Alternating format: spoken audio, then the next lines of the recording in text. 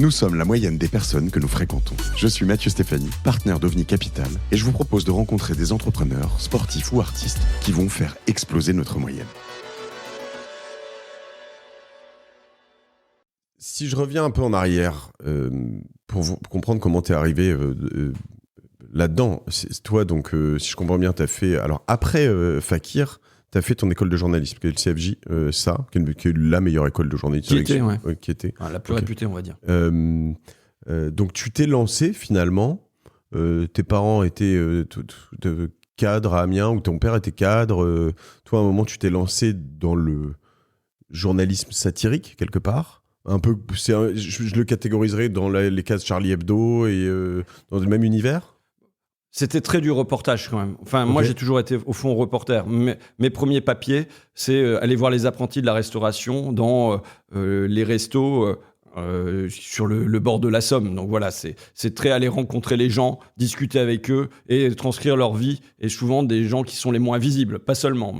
Et puis comprendre pourquoi...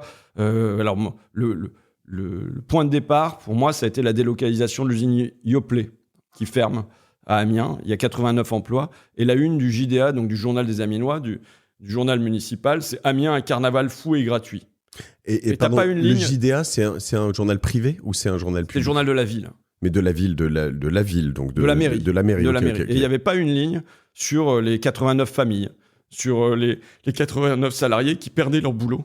Parce qu'il fallait rendre tout ce qui était joyeux de l'actualité, il fallait le dire, mais là où c'était un peu plus sombre, il ne fallait pas le dire. Et donc, moi, j'étais un combattant de la presse, finalement, pour dire qu'il devait y avoir une place aussi pour les gens pour qui ça ne va pas, quoi. Les journaux de la ville, généralement, ce serait plus le rôle de la Voix du Nord, non ? Le journal de la ville, c'est plutôt... le Courrier Picard.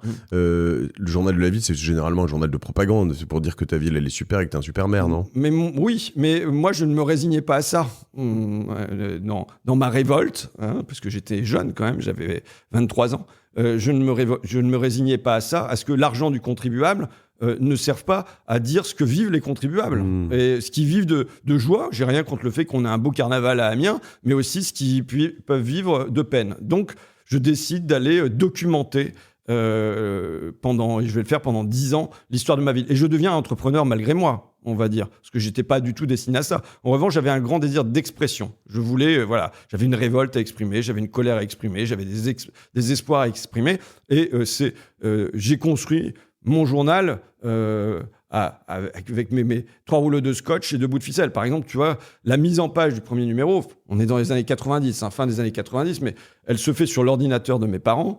Et je me souviens, je suis avec mon cousin, parce que j'ai lancé mon canard avec mon cousin Jérôme et un copain ultra-libéral biélorusse qui s'appelle Andrei. Quand on déplaçait à la mise en page un dessin, c'était tellement lent qu'on avait le temps de descendre, de manger. On remontait, le dessin n'était toujours pas déplacé à l'écran. Et on redescendait, on avait le temps de faire la vaisselle avant que... voilà comment on a démarré. Moi, l'agrafage se faisait à la main. Imprimé dans une imprimerie une petite imprimerie, ouais. Et le premier, par exemple, tu prends le premier Fakir, donc 99, ça te coûte combien ?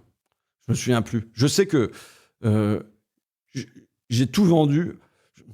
En plus, je suis passé en fraude par l'imprimerie de la fac. J'ai eu une histoire, le président de la fac du service de communication aussi m'avait promis, il dit voilà, vous devez nous faire un dossier de subvention, on sera très fiers d'avoir un journal de l'université.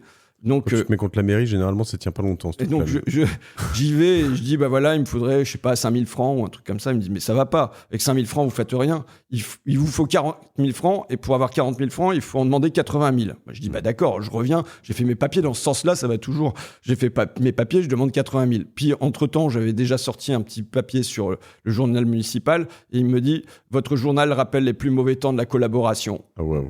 Ok. Bon. Donc, finalement, la subvention était sucrée, mais je suis quand même passé en loose day par l'imprimerie de la fac pour le faire imprimer. C'était à 500 exemplaires, je m'en souviens très bien parce que le gars qui imprimait à la fac avait oublié d'enlever le post-it avec marqué dessus 500 ex, ce qui fait que mon premier numéro a été imprimé avec en plein milieu 500 ex en plein milieu du dessin. Et les 500 exemplaires, je les ai vendus en une soirée. Ok. Il y avait un rassemblement contre le Front National à l'époque, puisque la région s'était alliée au Front National pour se faire réélire. Et je pense que les gens qui me connaissaient, ma mère est passée par là, mon cousin est passé par là, ils ont vu la chrysalide se transformer en papillon, c'est-à-dire que j'étais quelqu'un quand même de très réservé, très timide, et d'un seul coup, parce que je portais quelque chose en quoi je croyais, j'étais debout sur une chaise et à vendre des journaux tous azimuts. Et en vérité, le principal combat que j'ai eu à mener pour mon journal, alors j'ai eu beaucoup de procès que j'ai gagnés. On a gagné tous les procès du journal, je le signale, y compris Jean-Charles Naouri, PDG de Casino, quoi. Mais le principal combat était le combat de la diffusion. Enfin, maintenant, je veux dire, quand j'ai vu Internet arriver, c'était le rêve, quoi. T'avais pas de bagarrer à faire du papier, à les porter partout. Mais moi... Alors pour certains, c'était le cauchemar, parce que du coup, ton prix, ta vente au numéro... toi, tu vendais au numéro, donc aujourd'hui, il faut être abonné à Fakir sur Internet. Oui. Mais j'ai transmis ma petite entreprise, je le dis, en bon état, avec 7 salariés à l'intérieur. Enfin voilà, tout ça a été Ça appartient à une asso. C'est une association. Ouais. Mais je l'ai pas vendu. Non, je l'ai pas vendu. Non. Et donc, enfin voilà. Donc mon combat, c'était quand même sur la diffusion. La diffusion, c'était mon combat. Vente au marché de Noël, vente devant les cinés. J'étais comme le vendeur d'Europe Pakistanais. Tu sais, je passais dans les restaurants les uns après les autres, et les gens me filaient un peu de pognon juste pour que je les laisse tranquilles. Et puis après, tu vivais de ça? T'as vécu de ça pendant? J'étais étudiant, quoi. Mais Okay. je ne m'envoyais jamais à la fac. Et pendant 1 an, j'ai fait ça. Et ensuite, j'ai fait l'école de journalisme. On m'a dit, voilà, il faut le coup de tampon. Donc, fais l'école. Mais bon. Et cette école t'a un peu révolté contre les journalistes, quand même. Je veux dire, j'ai l'impression de ce que j'ai lu... Mais en tout cas, j'ai trouvé ça triste par rapport à les possibilités d'invention qu'il peut y avoir dans le journalisme. Et en particulier à cette époque-là, quand même. Internet ouvrait la possibilité qu'il n'y ait pas que le journalisme dominant, c'est-à-dire AFP, avec tout le respect qu'on peut avoir pour l'agence française de presse, ou Le Parisien, ou France Info, donc un certain journalisme d'actualité. Et je pense que j'étais en recherche d'aventure et qu'on ne me proposait pas une palette de journalisme et qu'on me disait, voilà, le journalisme, ça sera ça. Et ça me plaisait pas, quoi. Le bâtonnage de dépêche versus le grand reporter en Afghanistan. Exactement. Pas seulement le reporter en Afghanistan, parce que moi, tu vois, j'étais grand reporter en Picardie.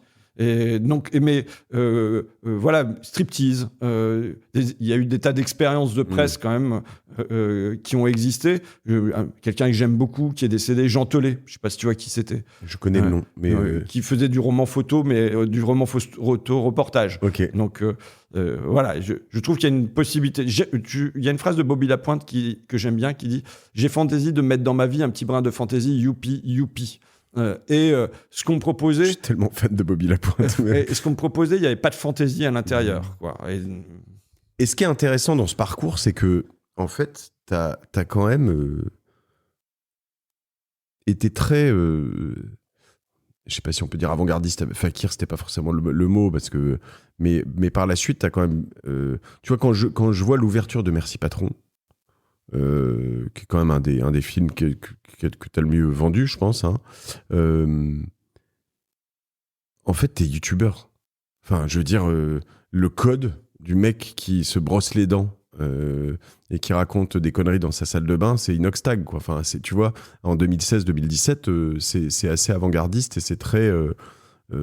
2013 même, le tournage. Le tournage 2013, c'est fou, ouais. Et donc, c'est assez marrant parce que je pense que... Moi, je pense qu'aujourd'hui, je le ferais volontiers. Mais même il y a quelques années, peut-être 8-10 ans après toi, je me serais dit, non, mais je peux pas me brosser les dents devant le truc, les gens vont me prendre pour un con, quoi. C'est assez marrant, ces codes que tu as suivis.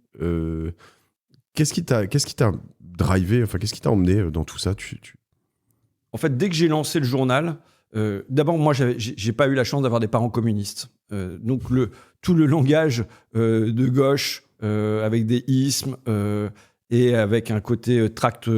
J'ai toujours dit, je sais bien que militant et chiant, ça rime, mais il faut tout faire pour qu'il y ait de la fantaisie, en fait. Et je pense que je suis dans une recherche formelle depuis le lancement du journal. J'ai une recherche sur le fond, apporter des éléments d'information, mais aussi qui donnent envie d'action. Et je cherche comment je vais mettre en scène ça. Parce que les gens dont je parle, quand je dis les apprentis de la restauration, a priori, c'est pas très sexy.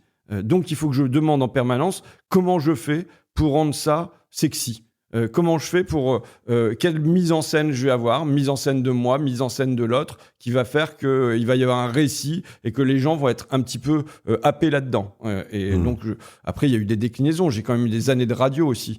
Qui m'ont, sur Inter notamment. Qui m'ont appris à aller faire du reportage. Et je cherchais en permanence des petits trucs pour embarquer l'auditeur dans un récit, quoi. Oui, mais ce qui va à l'encontre du CFJ et des années de radio, c'est quand même... moi, on me le reproche par moment, mais c'est que tu n'hésites pas à te mettre en scène. Toi, tu es quand même aussi un des personnages principaux de ton récit. Je considère qu'il faut un fil conducteur. Moi, en fait, les livres que je préfère, c'est toujours des livres à la première personne, mais qui peuvent parler des autres, qui ne sont pas obligés d'être tournés vers leur nombril. Mais on part de soi. Je dis le cadrage que j'aime bien, moi, c'est un cadrage qui est par-dessus l'épaule, où on a une amorce, mais c'est pas moi qu'on regarde. On regarde devant. On regarde les gens qui sont devant moi, mais à travers un regard. Et par ailleurs, j'ai écrit là-dessus, mais je ne crois pas du tout à la neutralité en journalisme. Je crois très modérément à l'objectivité. En revanche, ce à quoi je crois, c'est à l'honnêteté. Et l'honnêteté, elle suppose de dire quel est le regard, qui parle, de où on parle, quoi. Et voilà. Parfois, pardon, mais t'es tellement gênant dans Merci Patron. Je veux dire que quand tu vas voir les gens et tu leur... Tu sais, c'est une bonne sœur, je me trompe, ou vraiment, à qui tu parles, Marie, ou je sais. Catherine. Et je me dis, non mais... non mais bon, attendez, vous croyez que c'est une bonne personne, vous êtes sûr? Enfin, c'est vraiment, je regarde, mais il est vraiment en train de lui dire ça. Quand je lui demande qu'elle dise du bien de Bernard Arnault, qui l'a licencié et qui a licencié tous ses collègues des années auparavant. Mais on sait, comme journaliste, que c'est toujours mieux de poser des questions à rebours que de leur dire « Ah bah alors, vraiment, il vous a pas fait du bien, Bernard Arnault. Ah bah non. » Enfin, mais vous devriez le remercier de vous avoir licencié. Là, on sait que ça va produire quelque chose, quoi. Elle s'en va, elle te tourne le dos, c'est vraiment hilarant. Et alors, dans cette continuité, aujourd'hui, tu arrives à aussi lancer des projets comme avec... alors ça, c'est pour ceux qui ne l'ont pas vu, mais avec... c'est Sarah Feldman, c'est ça? Sarah Salman. Ouais. Sarah Salman, mais sur un plateau télé, quoi. C'était réfléchi, par exemple, ça? Non. Non, mais si tu veux, j'ai quand même, moi, un grand sentiment de déconnexion des gens que j'ai à voir à Paris vis-à-vis des réalités qui... sont mon quotidien et je pense le quotidien de beaucoup de Français. Donc, je considère que j'ai un rôle d'aider à remettre les gens les pieds sur terre, quoi. Donc, quand j'entends Sarah Salman qui dit, bon, bah, franchement, 2 ans de plus pour la retraite, bah ouais, mais dans quel métier? Quand elle dit, voilà, le SMIC, bon, en fait, il est trop élevé dans notre pays, bah, essaye de vivre avec le SMIC. Donc, évidemment, là, c'est une proposition sympathique de lui dire, bah, allons voir ces personnes ensemble, parce qu'il me semble pas que tu saches de qui tu parles, quoi. Et il faut dire qu'elle s'est prêtée au jeu très volontiers et avec un certain allant.